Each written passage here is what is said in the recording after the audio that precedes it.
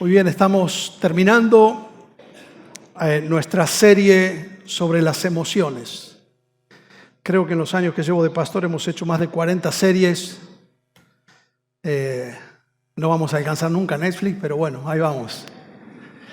Y siempre nos queda esa mezcla cuando terminamos una serie de alegría por lo que hemos aprendido, de preguntas.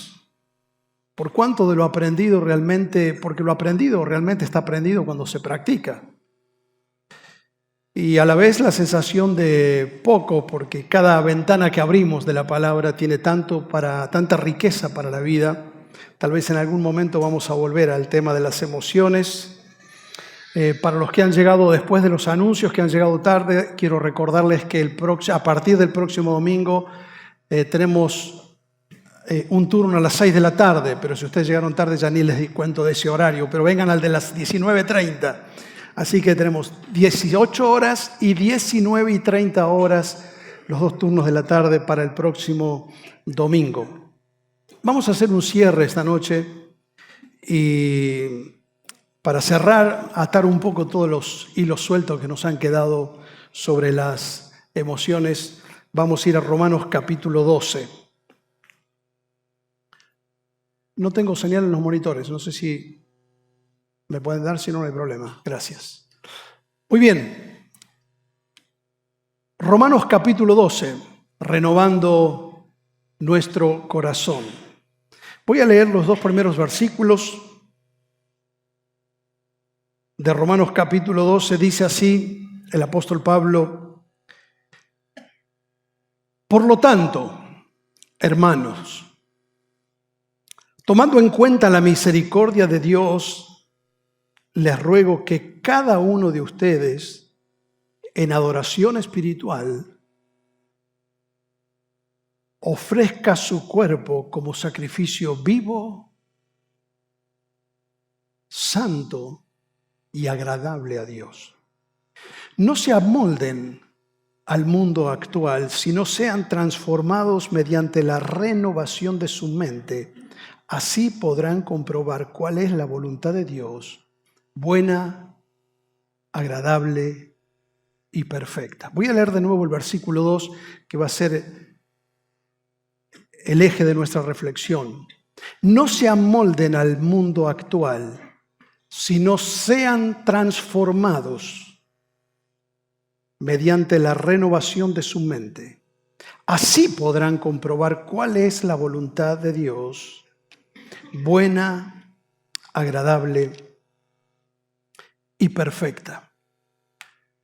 Cerrando nuestro viaje por el denso mundo y complicado mundo de las emociones, quisiera llamar la atención a desde dónde comienza el proceso de sanidad de nuestras emociones, desde dónde se comienzan a gestionar las emociones o a educar. Recuerden que parte de lo que dijimos es que las emociones no se pueden reprimir, pero se pueden educar.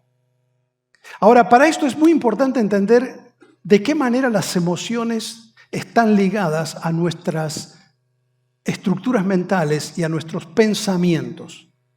Si a algunos de ustedes les gusta este tema, yo sé que hay un doctor muy famoso en Argentina, el doctor López Rossetti, Daniel López Rossetti, que ha escrito un libro, Emociones y Sentimientos, y él hace una diferenciación que es válida. Él habla de que hay 7 emociones básicas, y él dice que una cosa son las emociones, porque la emoción no pasa por el razonamiento, es una pulsión natural. Hay 7 pulsiones naturales que surgen casi como un reflejo, como el miedo, el asombro, naturales cuando de pronto estamos frente a una experiencia que despierta esas emociones.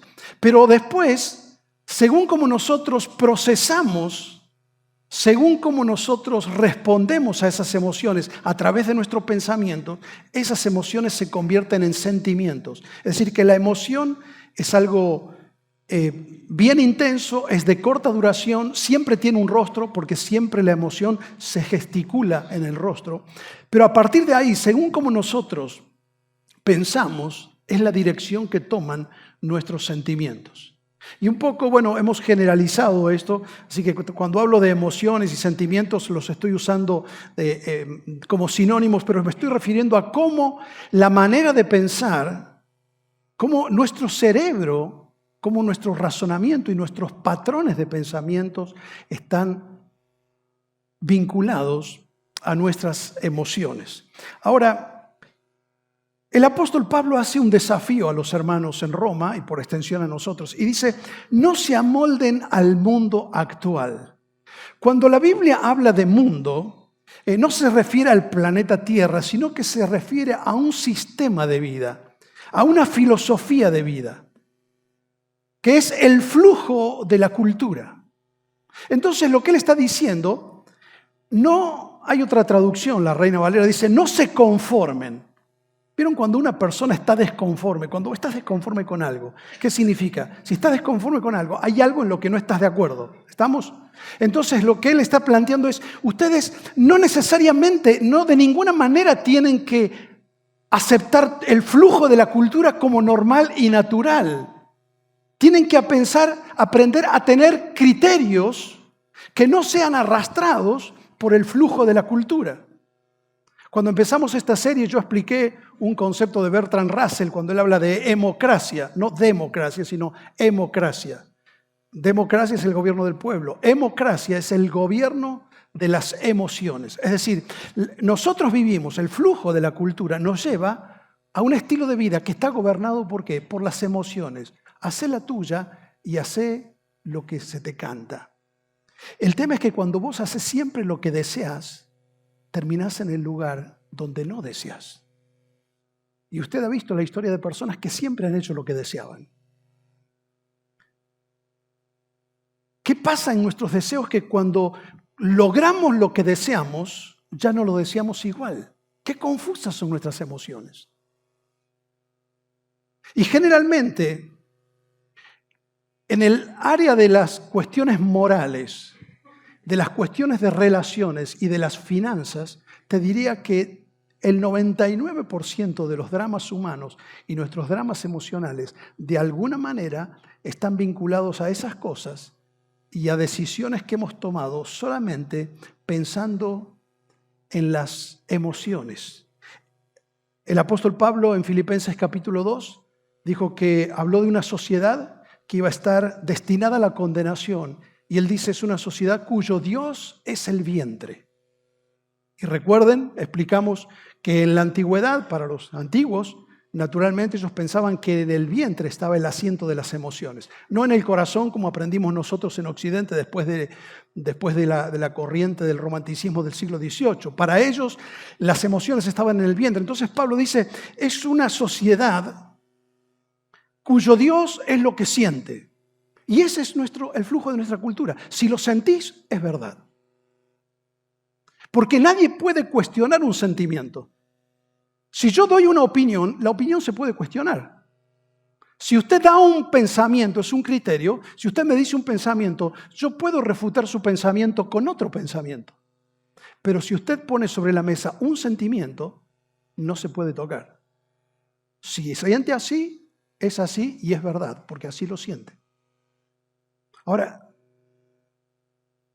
Pablo dice, no se dejen moldear por el flujo de la cultura. Este sistema dice, bueno, haz lo que te dice tu corazón. ¿Cuántas veces hiciste lo que dijo tu corazón? Hay gente que para formar una relación, lo vimos esto en el tiempo cuando hablábamos de decisiones, para formar una relación de pareja toma menos precauciones que para comprar un auto usado. Es decir, si tiene que comprar un auto usado, es más precavido. Pero en las relaciones, por ejemplo, y en decisiones importantes de nuestra vida, solamente apelamos a lo que sentimos. Bueno, te pueden pasar en las relaciones también como en los autos, ¿no? Viste que hay gente que se baja los kilómetros y te puede engañar. Te dice, tengo 30 y hace varios años que pasó los 30. Pero, ¿qué dice la Biblia? El que confía en su propio corazón es un necio. Proverbios 28. Pero el que anda con sabiduría será librado de las malas decisiones. Note el contraste entre necio y sabio. Note que el antónimo de necedad en Proverbios no es inteligencia. Cuando la Biblia habla de una persona necia, no habla de una persona sin estudio, que no tiene un coeficiente intelectual adecuado. No. El necio es la persona que es fácilmente manipulable por sus emociones y no tiene criterio para decidir, aunque sea muy inteligente. Aunque tenga un coeficiente intelectual y tenga todos los títulos colgados, a la vez puede ser un adolescente. Porque es inteligente, pero no es sabio. La sabiduría es la aplicación de criterios correctos para tomar decisiones correctas. Digamos que la sabiduría le dice a la inteligencia lo que tiene que hacer con lo que sabe.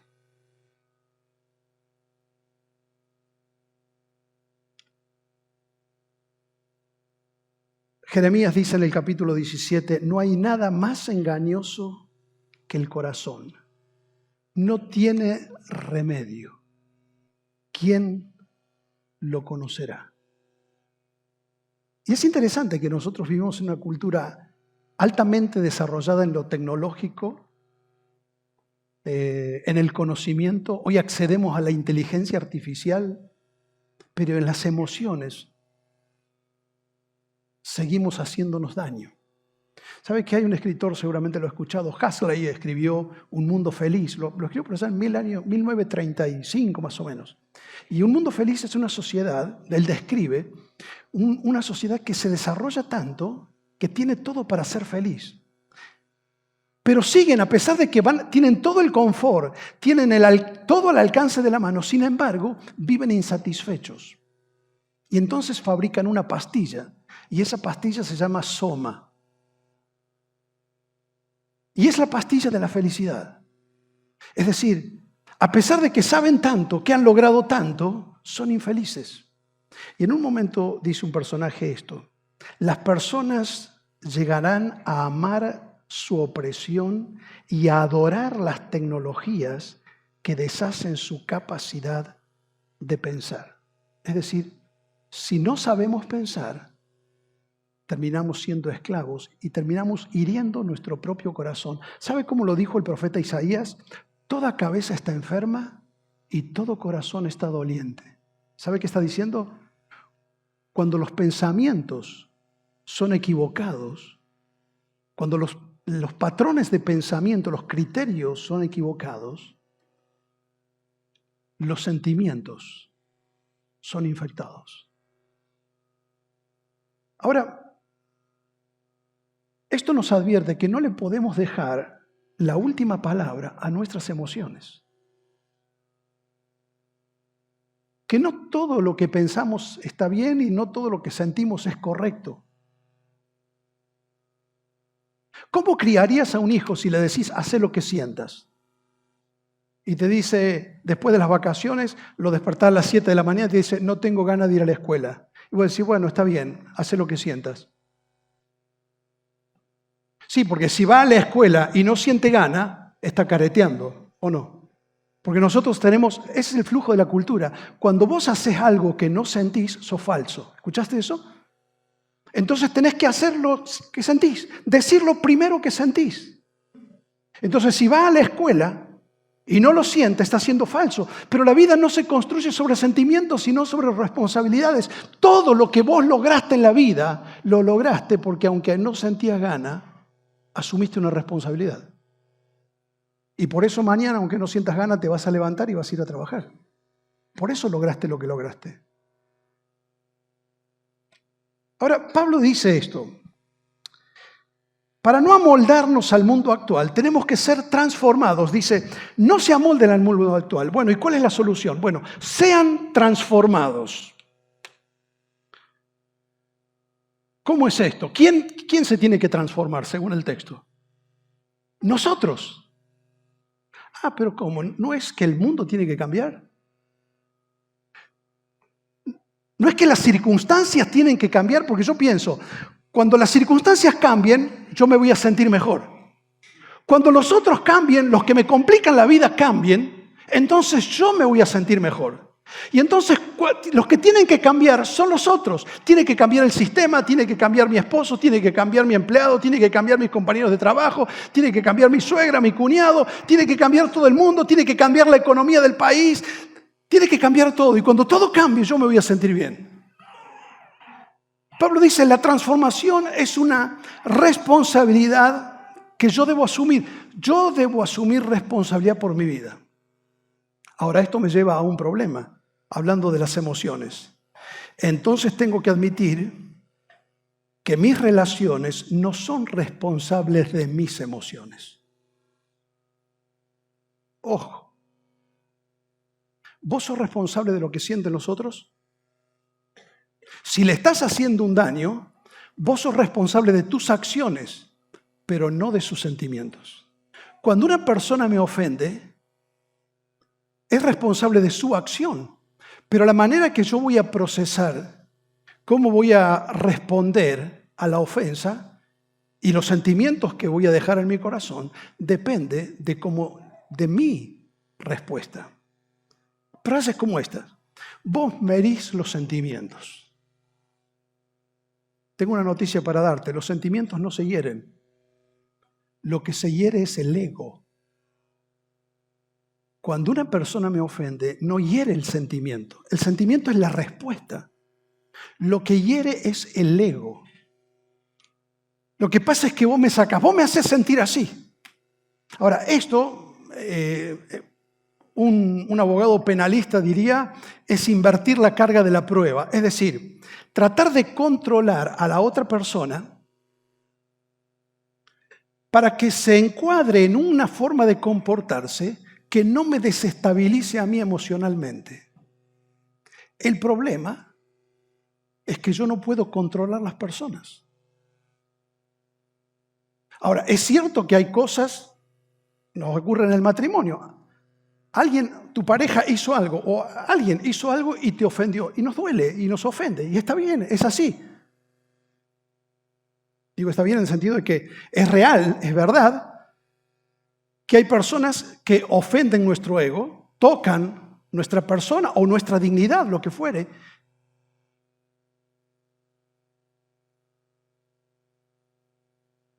Pero aún así, si la persona no cambia, ¿qué vas a hacer?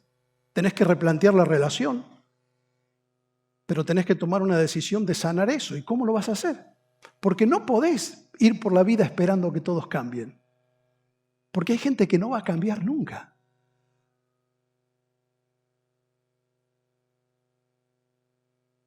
Entonces, ¿por dónde arrancamos? Pablo dice, bueno, no se amolden al mundo, sean transformados, pero ¿cómo? Bueno, él dice, esto se puede hacer mediante la renovación de su mente. Y acá llegamos al punto. El asunto está en nuestros pensamientos. Si renuevas tus pensamientos, puedes encauzar tus sentimientos. No puedes tener buenos sentimientos si tienes pensamientos tóxicos. No puedes tener buenos sentimientos si tienes malos pensamientos.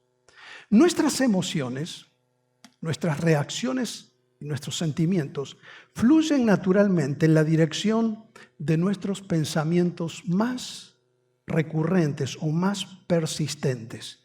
Esto está concadenado de esta manera: pensamiento, sentimiento, comportamiento. Pensamiento, sentimiento, comportamiento.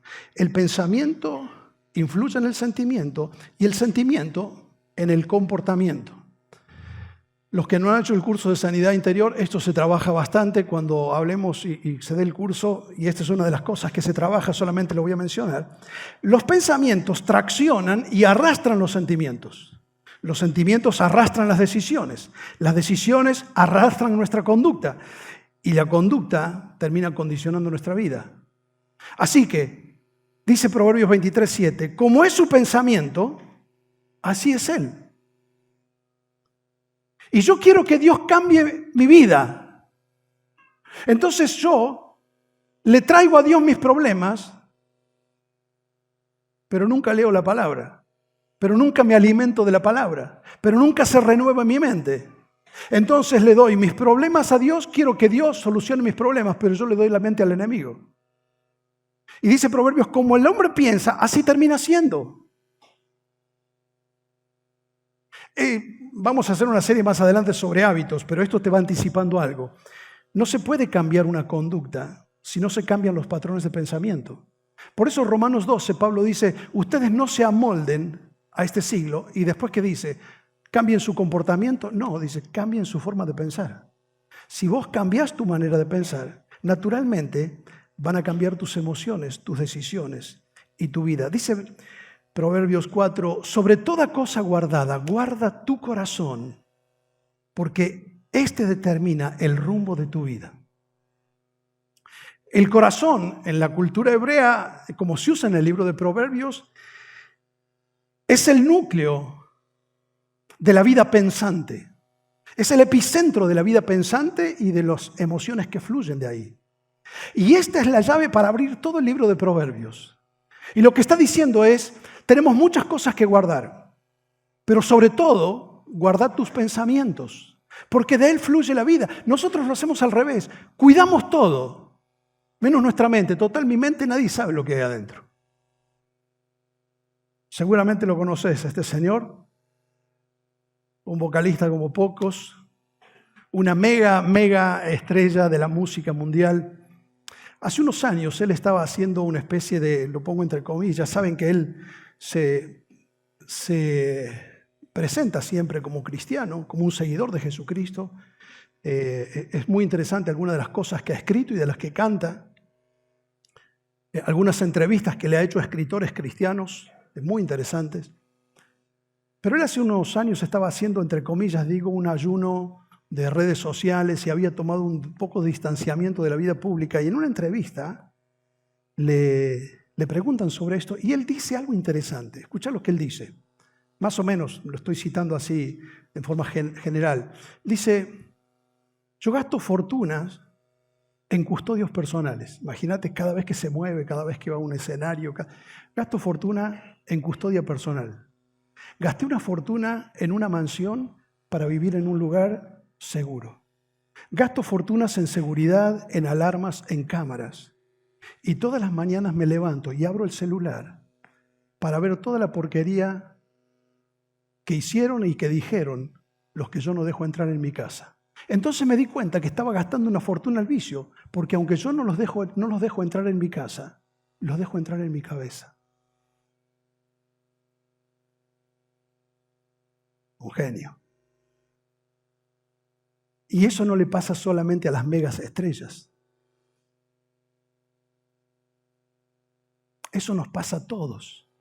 Entonces cuidamos la piel, cuidamos el peso, cuidamos la salud, cuidamos el auto, cuidamos la familia, cuidamos los hijos, cuidamos los nietos, cuidamos todo y está muy bien. Cuidamos la cuenta, cuidamos el trabajo, cuidamos la plata, pero no cuidamos nuestros pensamientos. Y después no entendemos por qué nos sentimos como nos sentimos. Entonces, miren lo que Pablo pone una palabra aquí. La manera de hacerlo es mediante la renovación de la mente. Y la palabra renovar, ¿qué es? Hacer algo nuevo. Hacer algo nuevo.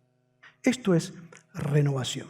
Ahora, presta atención, voy a dar varios principios rápidos, no voy a poder explicarlos. La mente no funciona en vacío. En su momento hablaremos después de la nueva era, de las constelaciones y de poner la mente en blanco y la famosa meditación trascendental. La mente no funciona en vacío. Cuando la persona quiere entrar en un vacío, lo que llaman poner la mente en blanco, se expone a influencias espirituales de las que no tiene conciencia.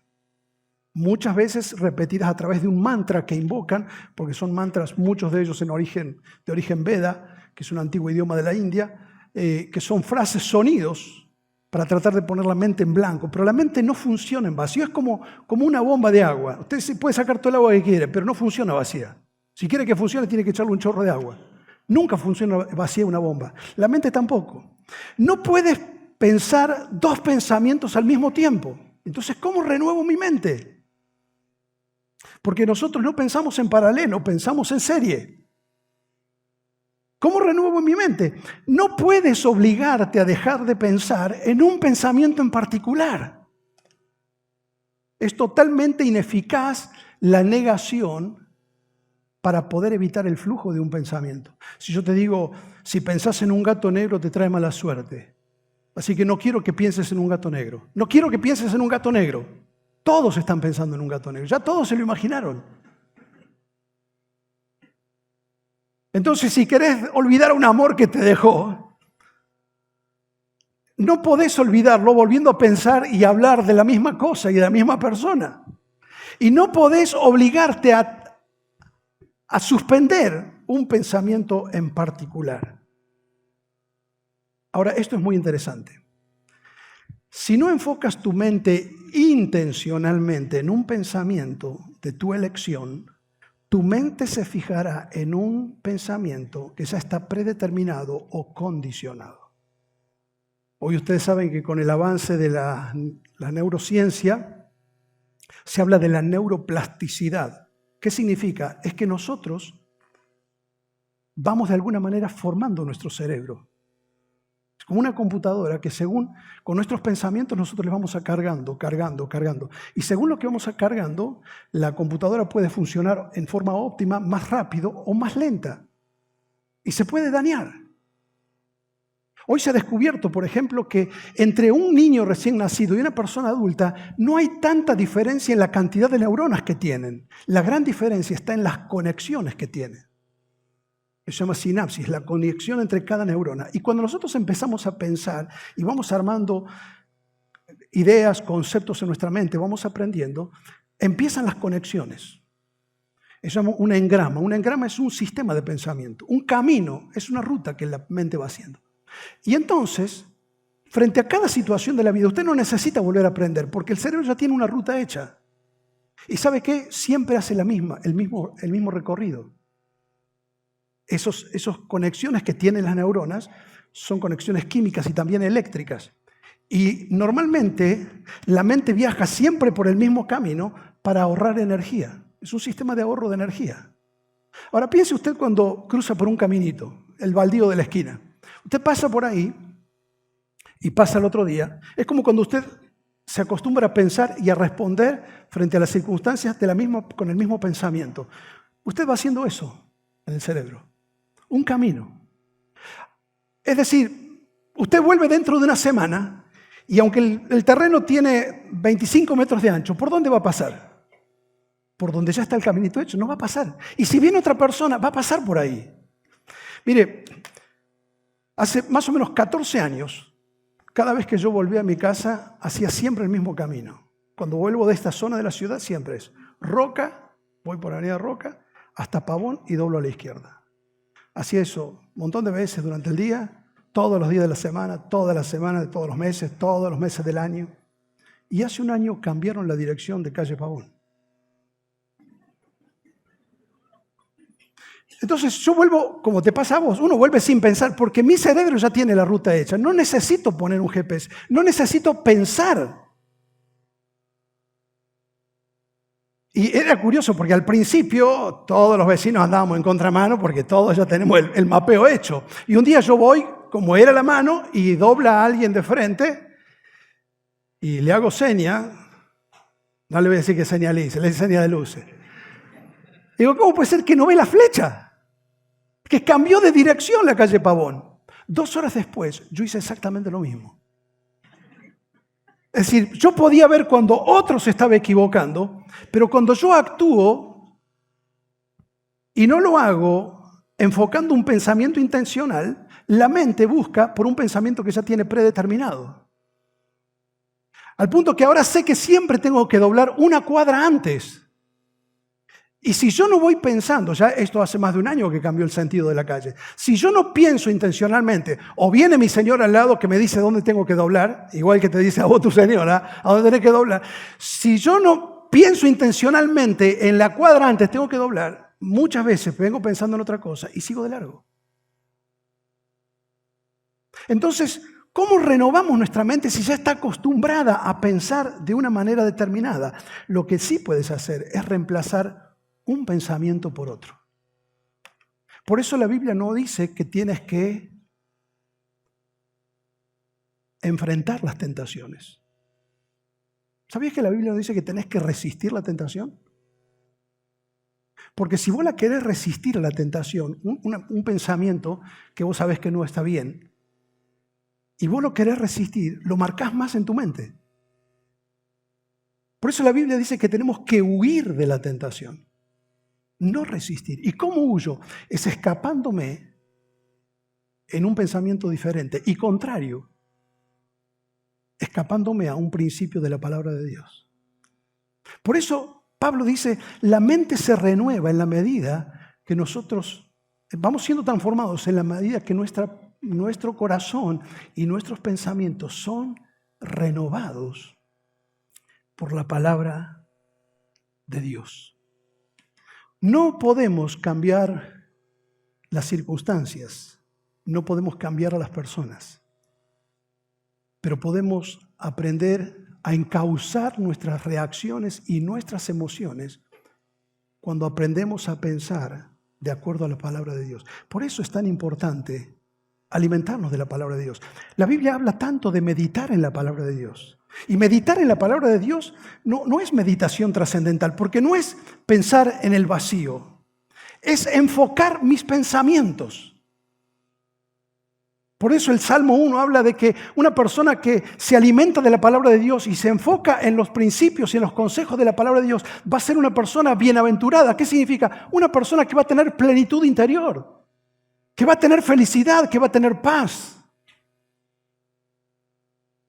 Por eso Dios le dijo a Josué, si atiendes a mi palabra, vas a hacer prosperar tu camino. Yo le doy mi mente al enemigo y después le pido a Dios que Él prospere mi camino. Dios le dice a Josué, no, vos vas a hacer prosperar tu camino, pero tenés que volver tus pensamientos a mi palabra. Filipenses capítulo 4. Con eso terminamos. Y solamente lo voy a leer porque con este pasaje empezamos. Dice así el apóstol Pablo. Por último, hermanos, piensen en todo lo que es verdadero, honorable, justo, puro, amable y admirable. Todo lo que tiene virtud alguna y todo lo que es digno de alabanza. En esto, dice otra versión, enfoquen su mente o ocupen su mente. Es decir, es un filtro. Lo que estoy pensando me sana emocionalmente, me edifica, es puro, es verdad, es amable,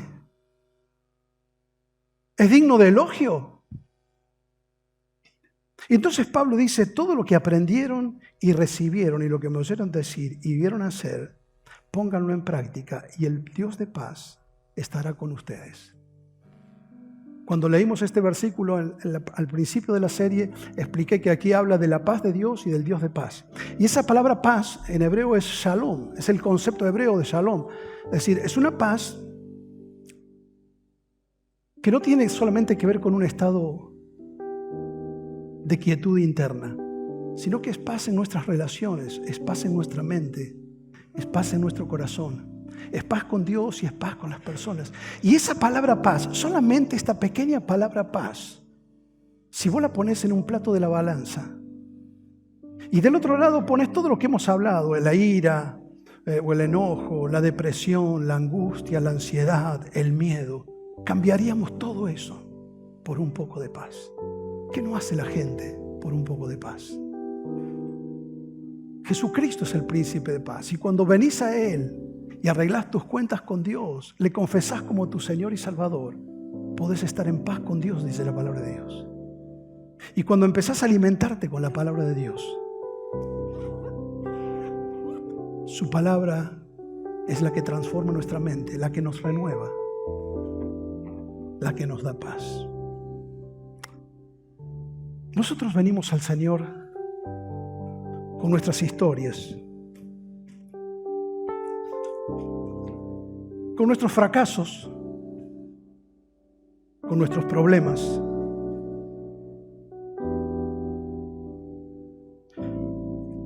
Problemas emocionales, como hemos leído y estudiado estos días.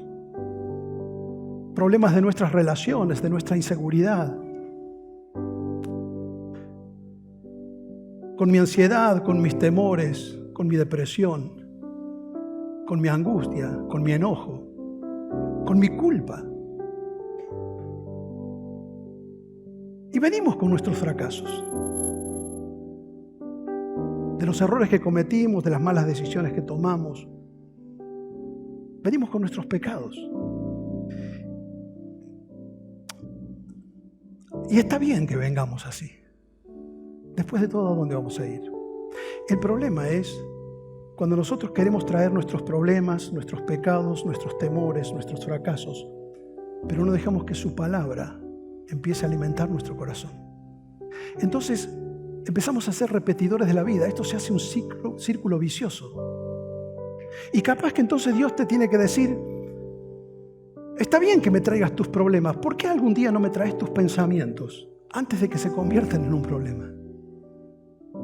Porque mientras vos me traes a mí los problemas, pero le entregás tu mente al sistema, al flujo de la cultura, vives como lo hacen todos, pensás como piensan todos y no te alimentás de mi palabra, estás pintando arriba la humedad.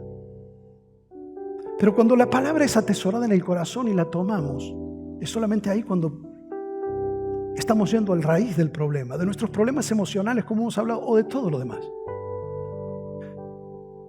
Cuando la palabra de Dios pasa a ser parte de nuestra vida,